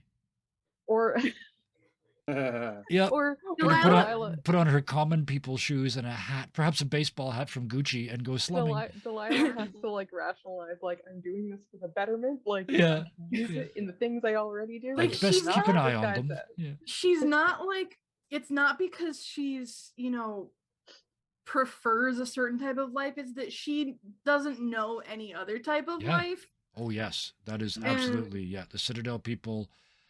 You would have been one that was born and raised in that culture, right? In that she Citadel was basically culture. groomed. Yeah, to exactly. Be the way she is. Yeah, Sid's from elsewhere, so he's got kind of a weird outlook on life. But most people, the vast majority, the vast majority of people in this Florence are born and raised here and have never left. Like, most of them have never even gone out to the fields because there's no reason to. The constructs do all the work except for the supervisors. There's a handful of supervisors, human supervisors out there to reprogram them or reheat the steam when they need it, fix them, things like that. But so there's the image of Delilah, everything pressed nicely even after work. Next to this gremlin, this multicolored gremlin that is Artemis. Yeah, Delilah looks like she does not belong there. Yes. Yeah, one of these things is not like the other. And then it's like when I was when you were describing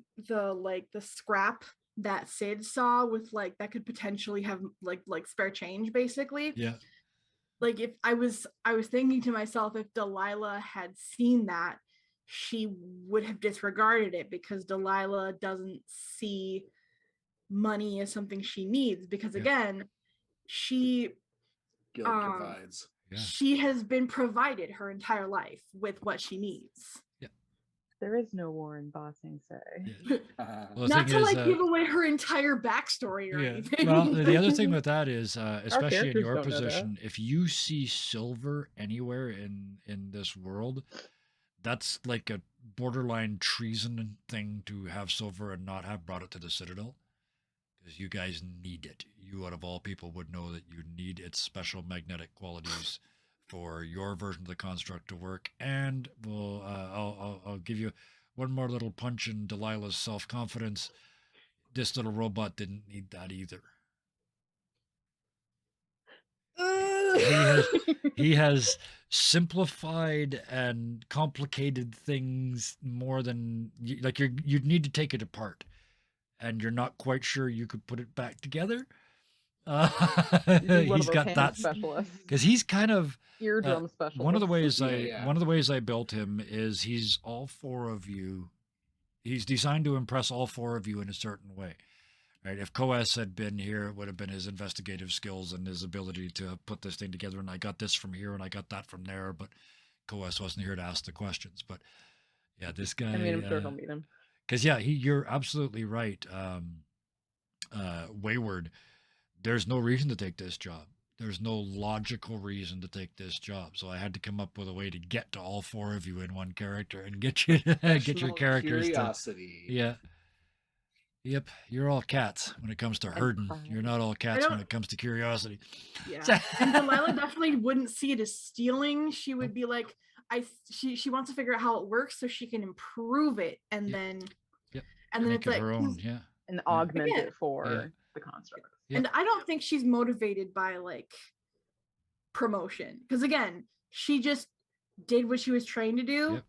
And then kept getting promoted. Yep, there's that, and then Artemis is And that she's kind of probably fascination, trained right? to be promoted. Yeah. Yes. Oh yes. basically. Yeah. She was trained to like rocket up through Yeah. the ranks. Yeah. I think with Sid, it's the efficiency. Yeah. If we can, And maybe a little bit of a personal touch. I was like going a to say, personal tug. to me, Sid Yeah. is the only one that's kind of on the same page as Verite, which is this could save the world. I mean, he's like, that's kind of hyperbolic, I think, from Sid's point of view, because I don't think Sid has the same grand visions for this that Verite does, but he's been thinking about this. He doesn't really think beyond Florence, but like at the same time, if you've only freeing got up the labor. Yeah. Freeing up the labor for intellectual pursuits, more specialized equipment, other stuff, and it's efficiency. That's what's drawn him to this. Yep. And even if it's a more efficient use of the current constructs, allowing them to do other stuff, so that it isn't just survival-based world. Yeah. Yep. Yeah, and I think for Artemis, kind of like what you started saying, it is kind of like a professional, like, skill set interest, because it's like, well, people talk about like X, Y, and Z doing that, but like obviously, like, they've never actually gotten it to work, or they've never gotten it to be better than what we've got.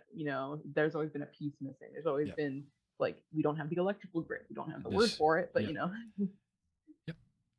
And that's still the case. The electrical stuff, other than I mean, I figured, and I when feel I was like thinking that's why about the this light world, didn't the impress winding her up the so much. dynamo is something that you would know, right? But that's not useful tech. It's not big, because big the scale. filament keeps burning out. It doesn't have any time lapse. It takes 30 minutes to get 30 seconds of light in an incandescent because they don't have LEDs. It's right? not sustainable. Yeah, this And wasn't I think even. it didn't impress her, because The wind up we've seen a ton of flashlights. these. Yeah, the wind up flashlights and the shake flashlights didn't make sense in our world until we came up with LED lights. Because with an incandescent, your payback wasn't worth the time. It was easier to carry a lantern. Yeah, and so I think in that way, it was like, that was why it didn't impress her, that first one, because it was like, well, we found a bunch of these, but they never are able to be sustained. Better than anything else we've got. Like, and better Sid's than never fire. seen any of that because it would be repressed by the scientific empire. Yep. The technosophers are free thinkers. Yes. So that's the thing. We got the inside the box thinkers. We got the real inside the box thinker, Delilah, who doesn't even know they're in a box, right? I mean, so that's how inside the box they are. Sid's kind of in his second box, so he understands that boxes exist. If we call London, or at least the sort of pre-here time as one box, Artemis. My impression is Artemis thought they were outside the box, but he just made you look up and realize that she's in just a bigger box. She's outside the box in like the artist field, but not in the technosopher field. She's like just enough in the technosopher field that she has the knowledge, but she's not as like, she hasn't like dived as deep as some of like probably the older people in the group are. So just enough to be impressed by him. Yeah, pretty much. Cool. And not think he's like completely lost his mind. Oh, awesome. It'll be Any interesting to see questions, Cohen's either in character or out of character, before I wrap it up tonight? 'Cause there was a lot. We got through a lot of stuff. The vortex. What is that? The vortex. city. The entire city knows that you don't go there. Bad things happen. That is all that. That's all anyone has told anybody. Yeah. Well, the thing is, this world is death averse in a very, very Yeah. big way. Mhm. So the vortex is like the worst Freddy Krueger you can imagine. So It's the boogeyman. yeah, it is the you know. ultimate boogeyman. Yeah. Eat your vegetables, or you'll wake up in the vortex. So yes, a natural person or a person in our world would say, it's here there be tigers or here there be dragons is what that Mhm. basically says in the map. Yeah. Yeah. Yeah. Nobody goes there for Got voted. reasons. I love that there's La Porto Aeroporto Yep. and then La Porto La is it Cure? Yep. The And then the La Porto Porto 67. 67. Okay, there's reasons for that. I Uh, don't know enough Italian if that's my Le Porto There's Aeroporto in the actual airport? city of Florence. If you follow the road that comes out where that gate is, it leads to the airport. The Mhm. airport's gone now, but it's still called La Porte, the door of the airport. We have no uh, idea what an airport is. But No, Le Porto. Actually, you would, because this all happened in Would we? living memory of Oh, that's not of you true. guys. You're sort of 30, but your we would have been grandparents. told by our grandparents. Anybody yeah. who's like sort of Back in 80 to my 100, day. which remember 80 to 100 here is like 50 to 60 Sky in our buses. world, right?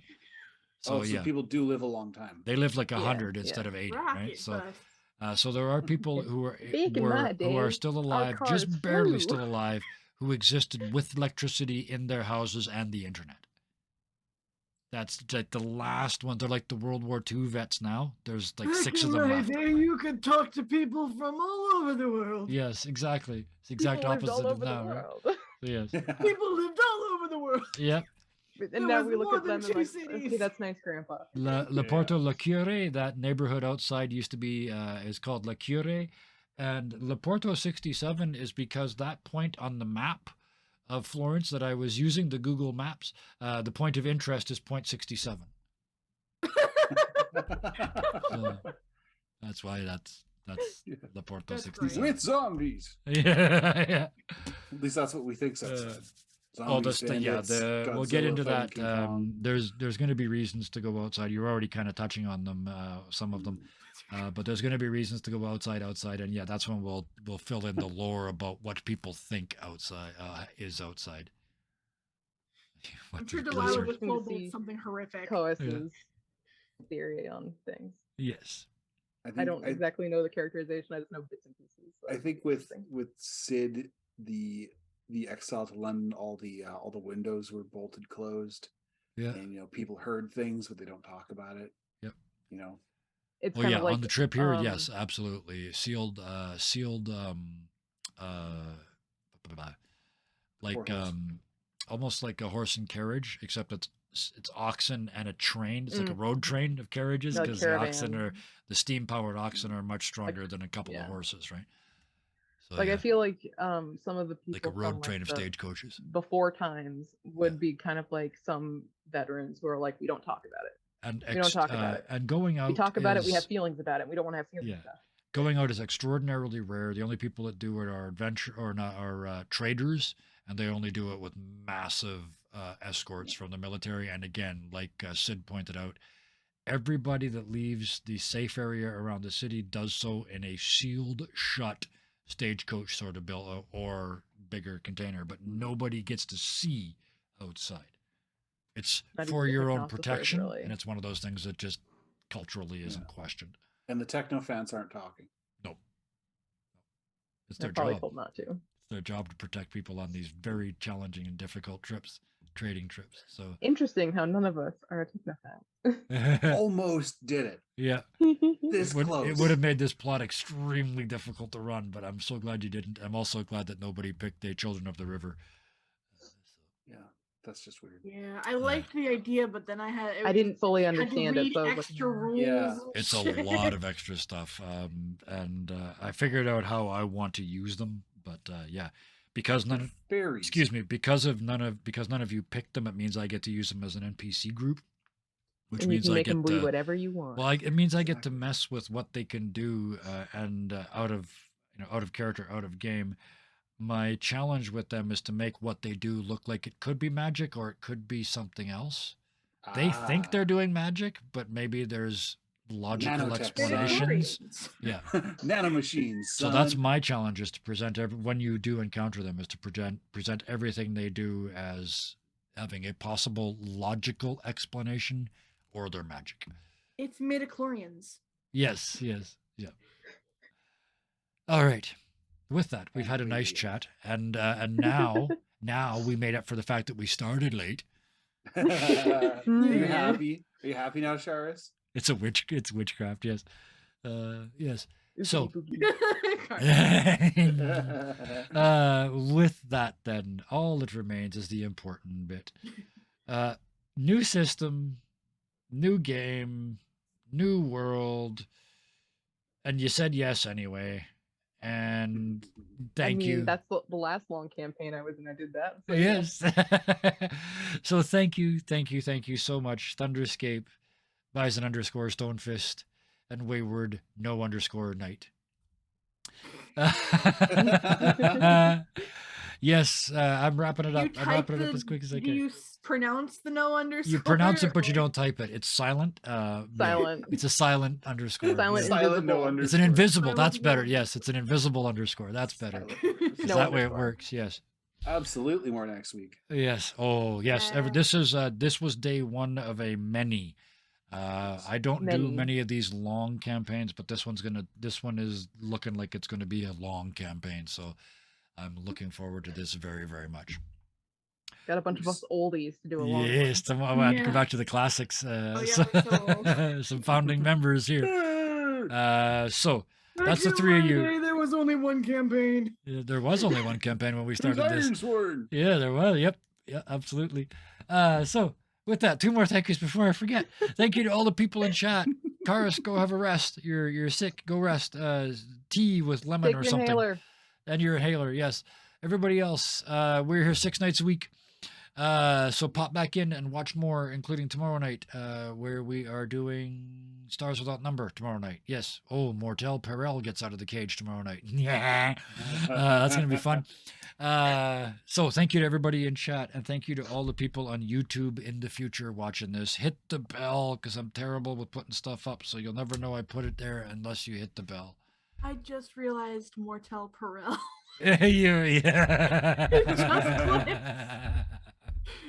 Yes, when she's around, was for the when fun they're of it. around, you're always in Mortel Perel. Yes, even if you've never Always been in the one. Mortel Perel, you're in Mortel Perel. But anyway, that's tomorrow night. So that's all the thank yous. That means the only thing left is the other important thing, which is please, until next time, be nice to each other. Good night. Good night. Bye.